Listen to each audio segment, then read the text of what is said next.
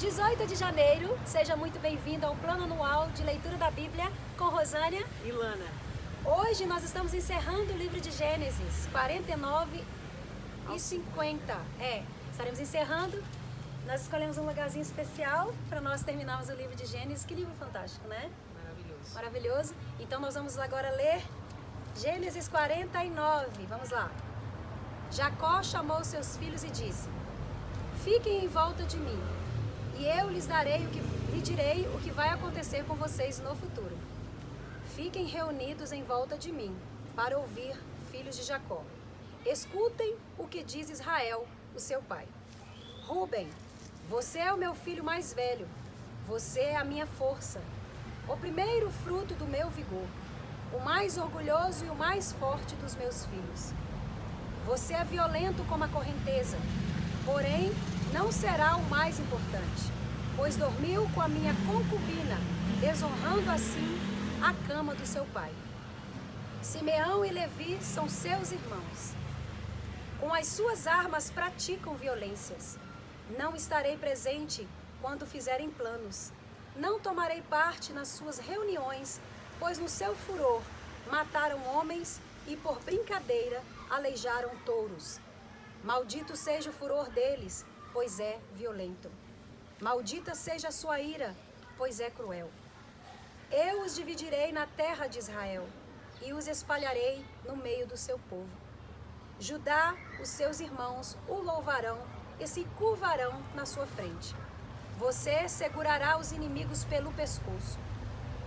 O meu filho Judá é como um leãozinho quando mata a sua vítima.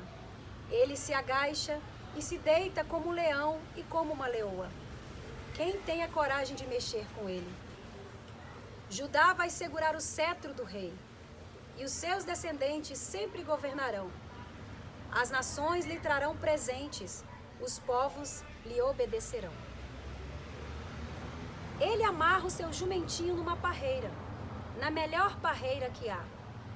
Ele lava as suas roupas no vinho, lava a sua capa no vinho cor de sangue. Os seus olhos estão vermelhos de beber vinho. Os seus dentes estão brancos de beber leite. Zebulão morará no litoral, onde haverá portos para navios. A sua fronteira chegará até Sidom. Issacar é como um jumento forte, deitado entre as suas cargas. Quando viu que o país era bom e agradável para descansar, ele se abaixou para que colocassem as cargas nas suas costas. E, sem reclamar, trabalhou como um escravo. Dan governará a sua própria gente. Será como as outras tribos de Israel. Dan será como uma cobra na beira da estrada, como uma serpente venenosa no caminho, que morde a pata do cavalo, fazendo cair para trás o seu cavaleiro. Ó Senhor, meu Deus, espero que me salves. Gade será atacada por um bando de ladrões, mas depois ele os perseguirá. A terra de Aser produzirá bons alimentos, dará alimentos que só reis merecem. Naphtali é como uma corça solta que tem lindos filhotes. José é como uma planta perto de uma fonte, ela dá muita fruta, e os seus galhos sobem pelo muro. Os inimigos atacam com violência e o perseguem com seus arcos e flechas. Porém, o seu arco ficou firme e os seus braços continuaram fortes, pela força do poderoso de Jacó, pelo nome do pastor, a rocha de Israel. O Deus do seu pai ajudará José, o Todo-Poderoso lhe dará bênçãos, bênçãos do alto céu, bênçãos de águas que ficam debaixo da terra, bênçãos de muitos animais e muitos filhos, bênçãos de cereais e de flores, bênçãos de montanhas antigas, coisas deliciosas dos montes eternos. Que todas essas bênçãos estejam sobre a cabeça de José, sobre a testa daquele que foi escolhido entre os seus irmãos. Benjamim é como um lobo feroz. De manhã devorará a vítima e de tarde repartirá as sobras. São essas as 12 tribos de Israel. E foram estas as palavras que o pai disse aos seus filhos quando os abençoou. A cada um deu uma bênção especial: a morte e o sepultamento de Jacó. Então Jacó deu aos seus filhos a seguinte ordem: eu estou para morrer e me reunir com meu povo no mundo dos mortos. Sepulte-me onde estão sepultados os meus antepassados, na caverna que fica nas terras de Efron, o Eteu, em Maquipela, o leste de Mere, no país de Canaã. Abraão comprou de Efron essa caverna e o terreno onde ela fica, para ser a sepultura da família. Ali estão sepultados Abraão e Sara, a sua mulher, Isaque e a sua mulher Rebeca, e ali eu sepultei Leia.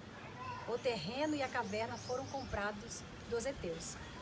Quando acabou de dar essa ordem aos filhos, Jacó deitou-se de novo na cama e morreu, indo reunir-se assim com o seu povo no mundo dos mortos. Gênesis 50.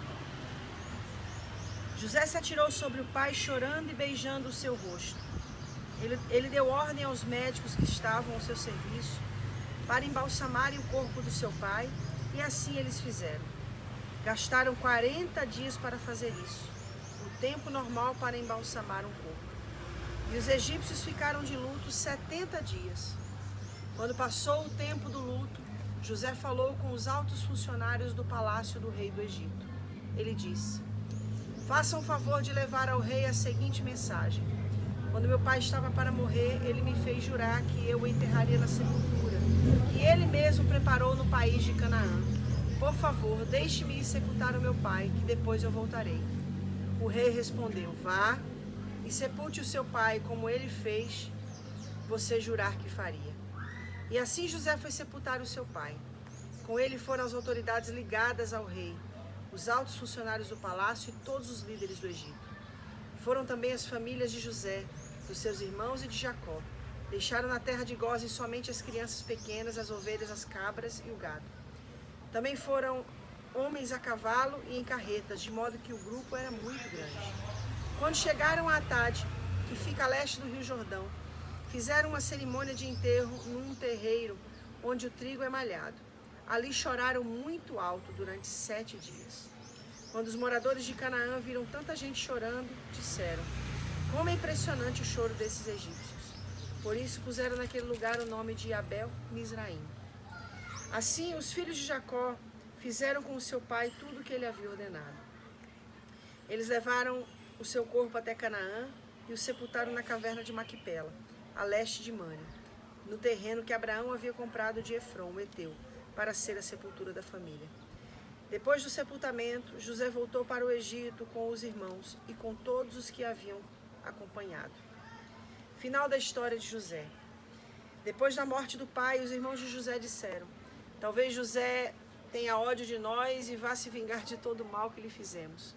Então mandaram dizer a José: antes que o seu pai morresse, ele mandou que pedíssemos a você o seguinte: por favor, perdoe a maldade e o pecado dos seus irmãos que o maltrataram. Portanto, pedimos que perdoe a nossa maldade, pois somos servos do Deus do seu pai. Quando recebeu essa mensagem, José chorou. Depois os próprios irmãos vieram, se curvaram diante dele e disseram: aqui estamos, somos seus criados. Mas José respondeu: não tenham medo, eu não posso me colocar no lugar de Deus. É verdade que vocês planejaram aquela maldade contra mim, mas Deus mudou o mal em bem para fazer o que hoje estamos vendo, isto é, salvar a vida de muita gente. Não tenham medo, eu cuidarei de vocês e dos seus filhos. Assim, ele os acalmou com palavras carinhosas que tocaram o coração deles. José ficou morando no Egito, ele e a família do seu pai. José viveu 110 anos e chegou a ver os netos de Efraim. Ele também pegou no colo como membros da família os filhos do seu neto Maqui, que era filho de Manassés. Certo dia José disse aos irmãos: eu vou morrer logo, mas estou certo de que Deus virá ajudá-los e os levará deste país para a terra que ele jurou dar a Abraão, a Isaque e a Jacó.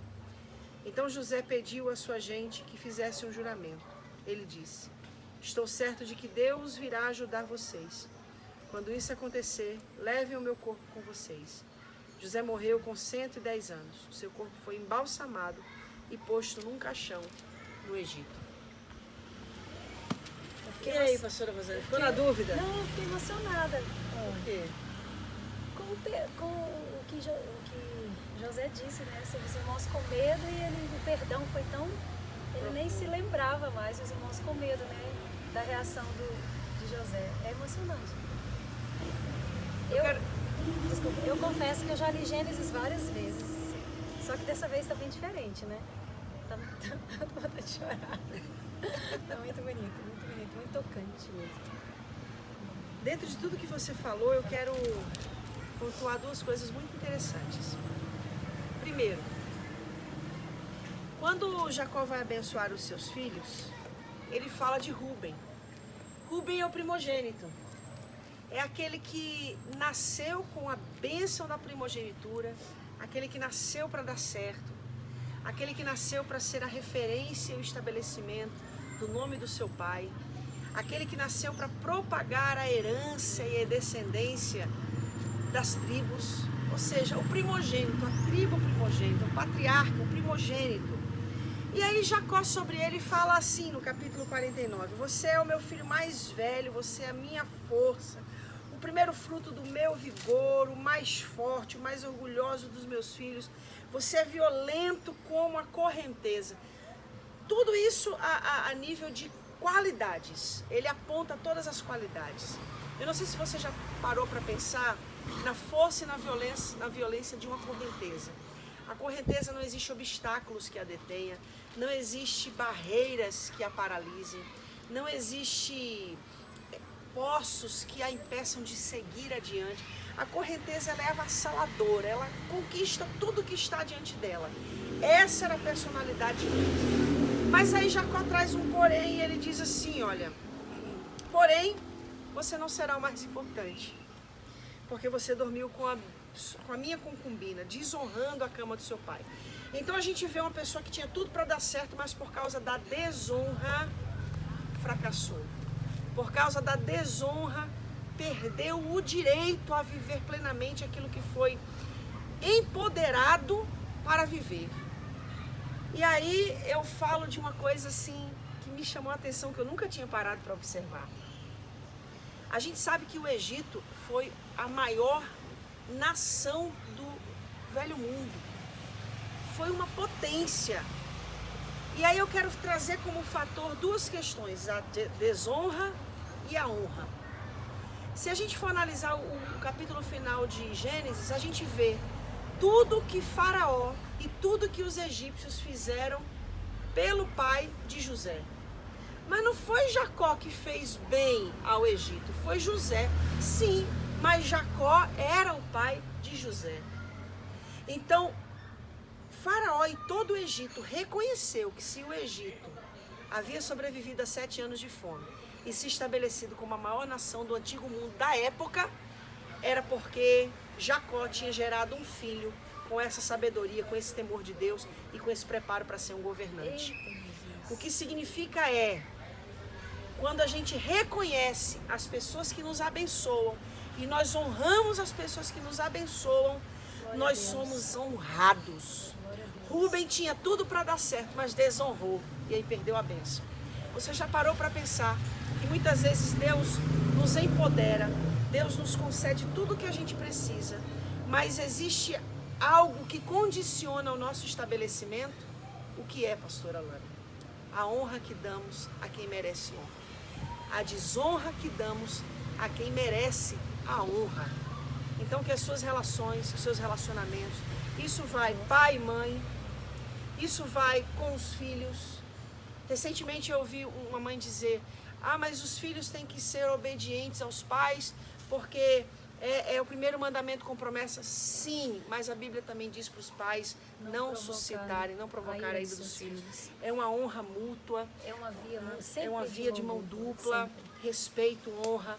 Honrar os seus empregadores, honre aquela pessoa que põe um pão na sua mesa, meu querido, que te ajuda a pagar o aluguel, que te ajuda a pagar suas contas, que te ajuda a comer. Não, mas eu trabalho e mereço. Sim, mas é Ele que abriu a porta e te honrou e te abençoou. E vice-versa, né? Sim.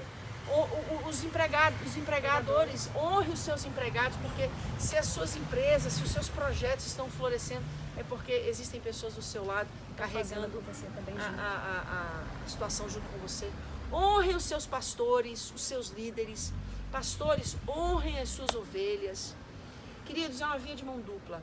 E a honra é sem dúvida o caminho que nos leva à recompensa da justiça. Ok. Ainda está emocionada? Eu tô ainda. E ainda mais com essa palavra tão linda para finalizar o livro de Gênesis.